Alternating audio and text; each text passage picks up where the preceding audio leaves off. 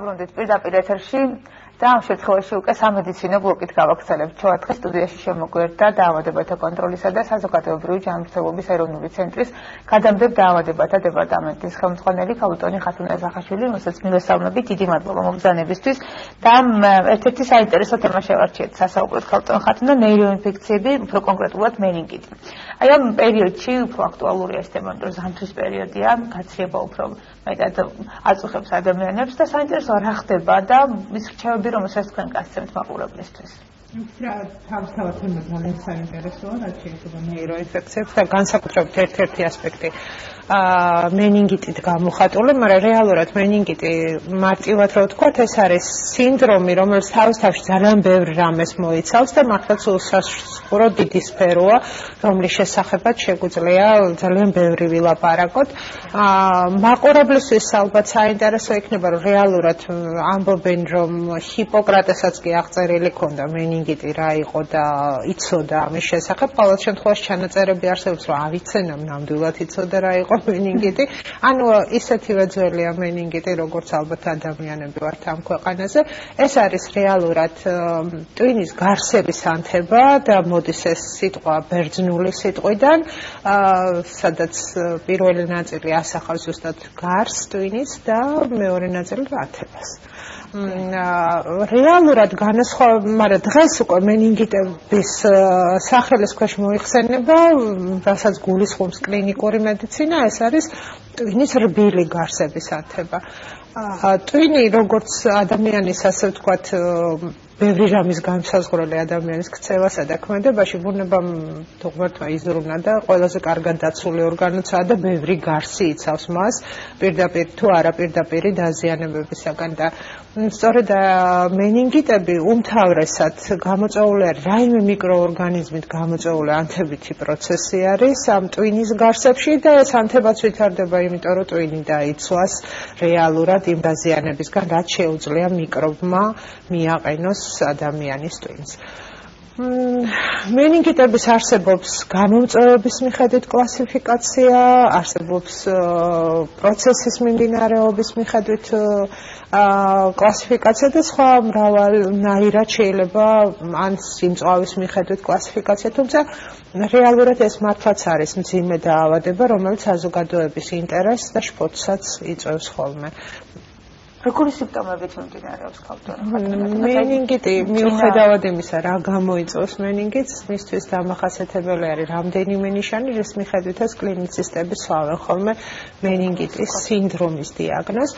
შემდგომი კვლევები უკვე რომ რამ გამოიწვია მენინგიტი, ეს უკვე ესეთი საკმაოდ დახვეწილი ლაბორატორიული კვლევის საგანია და როგორც წესი ტარდება ხოლმე გამომწვევის დიაგნოსტიკისათვის თავზურგტვინის სითხის ლაბორატორიული შესწავლა, რის მერეც კლინიცისტები ასკვნიან რამ გამოიწვია კონკრეტულად მენინგიტი და შეირჩევა ხოლმე ტიპიური მკურნალობა ამა თუ იმ გამომწვევის შესაბამისი.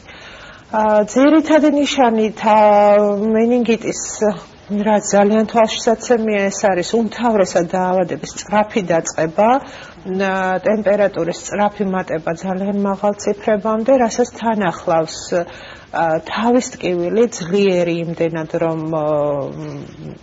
ძალიან შესამჩნევი ადამიანი თავზე ხელს იკიდებს ან წამოიყვირებს ხოლმე ტკივილისგან იმდენად ძლიერი თავის ტკივილია. კისრის კუნთების რიგიდობა, ასე ეძახიან ხოლმე, ეს ნიშნავს, რომ კისრის კუნთები არის ამ შემთხვევაში დაჭიმული და თავი გადაზნექილია უკან, რაც ერთ-ერთი საკმაოდ პათოგნომური ნიშანი არის მენინგიტისთვის. ხშირად ახლავს ხოლმე პირღებინება მენინგიტებს და ასევე არაპირდაპირი ნიშნები, როგორიც არის, თქვათ, მუხლის სახსრების კონტრაქტურა, ანუ არასწორი მდებარეობა, როდესაც მოღუნულია და მათი გაშლა ტკივილებთან არის დაკავშირებული, ზოგადი ინტოქსიკაცია და ასე შემდეგ. საინტერესოა, უფრო მეტად მაინც ბავშვებში გვხდება პატარა ასაკში თუ მსგავსულ ასაკში ხალხი. უმთავრესად ითვლება, რომ ნებისმიერი მენინგიტი უფრო ბავშვებისთვის არის დამახასიათებელი, რასაც თავისი ახსნა აქვს. ეს არის ჩამოუყალიბებელი იმუნური სისტემა და ჩამოუყალიბებელი თავზრკტვინის ბარიერული ფუნქცია, ანუ აი რბილ გარსებს, რომელიც აკრავს ტვინს, რომლის ანთებასაც კლინიკურად მოიხსენიება ხოლმე მენინგიტად, აქვს დაცვის უნარი და ეს ბარიერი ამ ბავშვთა ასაკში არ არის ჯერ კარგად ჩამოყალიბებული, ამიტომ უფრო იოლად ხდება ხოლმე მისი დაზიანება ამა თუ იმ გამომწვევის მიერ და იწყება ესეთი მენინგიტის კლინიკური სურათი. აი ამა თუ იმ დაავადებებზე მაგალითად ამბობენ ხოლმე, რომ დასულ ასაკში უფრო რთულია თუნდაც მკურნალობა. რა ხდება ამ შემთხვევაში ადამიანს თუ უფრო ნებისმიერ შემთხვევაში მენინგიტი არის მძიმე დაავადება.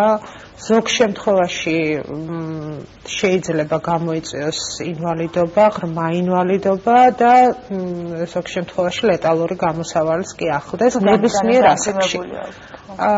იცით რა მიმდინარეობას გააჩნია, იმიტომ რომ არსებობს ფულმინანტური ფორმები, ზოგიერთი გამომწვევით გამოწვეული მენინგიტისთვის, რომელმაც შეიძლება მიუხედავად დროული ჩარევისა, მაინც ლეტალური გამოსავალი. თანამედროვე მედიცინაში ამ დაავადების წინააღმდეგ ბრძოლის რა მექანიზმები არსებობს და რამდენად უწყობს თუნდაც ჩვენი ქვეყანა ფეხს ამ თანამედროვე გამოწვევებს? თანამედროვე გამოწვევებში ყველაზე მნიშვნელოვანი მიღწევა არის ის, რომ დღეს არსებობს ვაქცინა ზოგიერთი გამომწვევის წინააღმდეგ, რომელიც ითვლება ყველაზე მძიმე მენინგიტების გამომწვევ მიზეზად. ეს არის, უნდა დავასახელოთ, პნევმოკოკური ვაქცინა და ჰემოფილუს ინფლუენზა ტიპი B-ს საწინააღმდეგო ვაქცინა. დღეს მართლაც საბედნიეროდ შეიძლება ითქვას, რომ ორივე ვაქცინა ჩართული არის საქართველოს ეროვნულ კალენდარში აცრების, რაც ნიშნავს იმას, რომ ეს ვაქცინა სრულად უფასოდ მიეწოდება მოსახლეობას იმისთვის, რომ ჩატარდეს ვაქცინაცია. ვაქცინაცია იწყება ბავშვთა ასაკში. იქ ორივე სხვადასხვა სქემა აქვს. ორივე იწყება 2 თვის ასაკში. თითო თვის ინტერვალი 3 თვის ჩათვლით კეთდება, ანუ 2, 3 და 4 თვის ასაკში კეთდება ჰემოფილუს ინფლუენზა ტიპი B-ს შემცველი ვაქცინა, რომელსაც ჰექსა ვაქცინის სახელით იცნობს მოსახლეობა და ამ სახით არის დღეს წარმოდგენილი ჩვენ კალენდარში. ეს ჰემოფილუს ინფლუენზა ტიპი B ერთ-ერთი არის იმ 6 კომპონენტისგან, რისგანაც შედგება ვაქცინა და იცავს სწორედ აი ამ გამომწვევით გამოწვეული მენინგიტებისაგან. მეორე პნევმოკოკური ვაქცინა კეთდება ცოტა განსხვავებული სქემით, ეს არის 2-3 თვის ასაკში და შემდგომ წლის ასაკში კეთდება მესამე დოზა და ეს ორი ყველაზე, ასე ვთქვათ, ვერაგი გამომწვევის მიმართ რეალურად ექნებათ ბავშვებს იმუნიტეტი, რაც დაიცავს მათ შორის მენინგიტისგან. თუმცა ამ მიკრობებს აქვთ ის თვისება, რომ მარტო მენინგიტს არ იწვევენ და შეიძლება სხვა ტიპის ინფექციაც გამოიწვიონ, რომელიც ასევე სახიფათო გახდეს ბავშვთა ასაკში მათი სიცოცხლის ან ჯანმრთელობის. ვინც ვერ იღებს შე გადაწყვეტილებას, რომ გაუკეთოს ბავშვ ვაქცინა. ჩვენ ძალიან ხშირად საუბრობთ ამ თემაზე. მე ვიტყოდი, რომ ეს კამპანია, მაგრამ მაინც არსებობს სკეპტიკური დამოკიდებულება. მე ვიტყოდი, რომ მშობელი, რომელიც ვერ იღებს გადაწყვეტილებას აცრების სასარგებლოდ, ის ვერ იღებს გადაწყვეტილებას საკუთარი შვილის სიცოცხლისათვის. იმიტომ რომ აუცილებელი ბავშვი არის ბავშვი, რომელსაც თქვენ წირავთ შესაძლო ინვალიდობისათვის ან შესაძლო ლეტალური გამოსავლისთვის. ამასთან გასათვალისწინებელია ისიც, რომ თქვენ ვერ იღებთ გადაწყვეტილებას თქვენი შვილის ჯანმრთელობაზე, მაგრამ ამასთან საფრთხის ქვეშ აქცევთ სხვა დანარჩენი მისი თანატოლების, მისი საზოგადოების სხვა წევრების ჯანმრთელობის მდგომარეობას, რომლებისთვისაც შეიძლება ეს ფატალური შედეგის მომტანი აღმოჩნდეს. დღეს ეს არ არის უცნობი ფაქტი, რომ თუ კი არსებობს თანამედროვე მსოფლიოში რაიმე დიდი მიღწევა, ერთ-ერთი არის ვაქცინა. ქალბატონ ხათუნა, რა რისკები არსებობს, თქვათ აცრის შემდეგ, რომ ბავშვი მაინც შეხვდეს მენინგიტი? როგორც გითხარით, მენინგიტის გამომწვევი ძალიან ბევრია.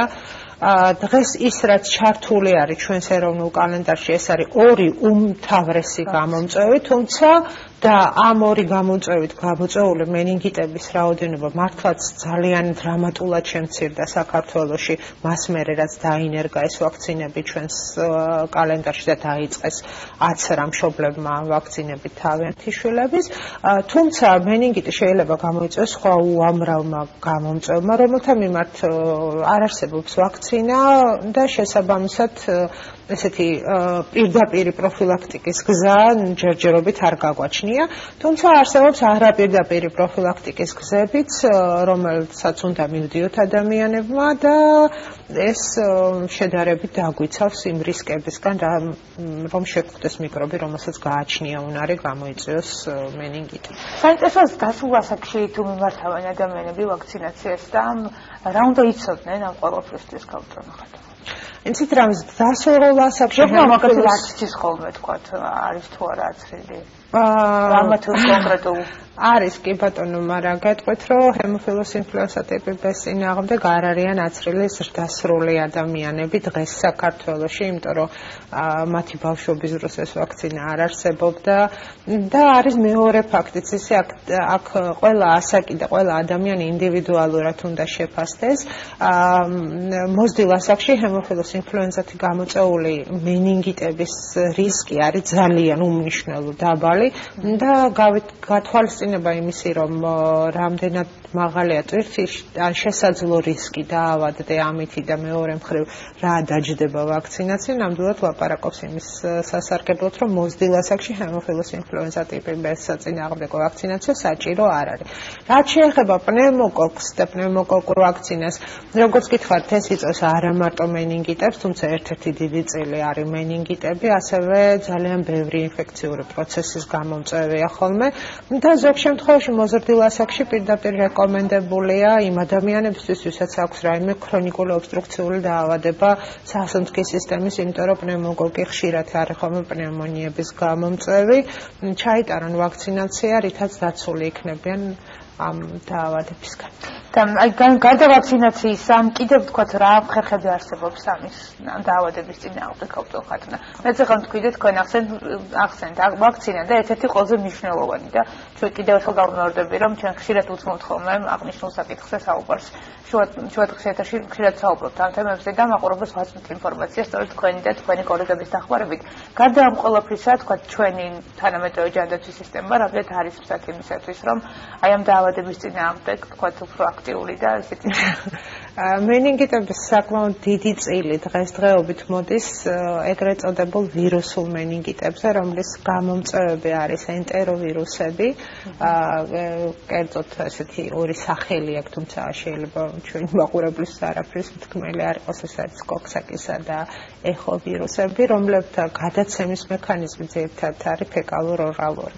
მიუხედავად იმისა, რომ თითქოს რა კავშირშია ფეკალურ-ორალური მექანიზმი და მენინგიტი, ზუსტადაც კავშირშია, ანუ ვირუსი გადაეცემა ამ გზით და ზოგ შემთხვევაში შეიძლება გამოიწვიოს მენინგიტი, რომელიც, რა თქმა უნდა, თავის რისკებთან არის შემდგომ უკვე ასოცირებული. ნებისმიერ დაავადებისთვის, რომლის გადაცემის მექანიზმშიც ჩართული არის ფეკალურ-ორალური გზა გადაცემის, იქ ყველაზე მთავარი დაცვის საშუალება არის ჰიგიენის დაცვა და უპირველესად ეს არის ხელების ჰიგიენა, ისე და ისე. კეთილი, გავწოხათუნა, დასასრულისკენ ამ სეზონზე რა ხდება ჩვენს ქვეყანაში? მე დაწუნებული ვარ, რომ იმედიანად დავასრულებ დღევანდელ შეხვედრას. ჯერჯერობით ყველაფერი, ასე ვთქვათ, ზომიერების ფარგლებშია, არ რეგისტრირდება ჩვენთან ჯერჯერობით ამ მძიმე გართულებების რიცხვის რაიმე უჩვეულო მატება, თუმცა ერთეული შემთხვევების სახით, რა თქმა უნდა, გვექნება მით უმეტეს ზამთრის სეზონზე, იმიტომ რომ რიგი გამომწვევებისათვის ეს ასე ვთქვათ აქტივაციის პერიოდია. ხშირად ამბობთ, თებერვალი უფრო კრიზისული პერიოდია, რა გითხრათ, წელს რაღაც ცოტა ადრე დაიწყო გრიპის სეზონი, სხვათა შორის გრიპის ვირუსმა შეიძლება იშვიათ შემთხვევაში გამოიწვიოს მენინგიტით გართულება, უკვე ვირუსული მენინგიტი ამ შემთხვევაში. წელს ცოტა ადრე ქონდა გრიპის სეზონი. ვნახოთ შემდგომში როგორ მოიქცევიან გრიპის სხვა ვირუსები, თუ არ გამოჩნდა სხვა რაიმე მოცირკულირე ახალი ვირუსი, ვფიქრობ, რომ ზამთარი მშვიდობიანად ჩაივლის. კეთილი, ქალწონი ხათუნა სახაშვილი გვესაუბრებოდა პირდაპირ ეთერში. დიდი მადლობა მობრძანებისთვის, საინტერესო საუბრისთვის. გემშვიდობებით ქალწონი ხათუნა, შუადღეს კი გავაგზავნებთ. დღეს მერე დავბრუნდებით ისევ პირდაპირ ეთერში.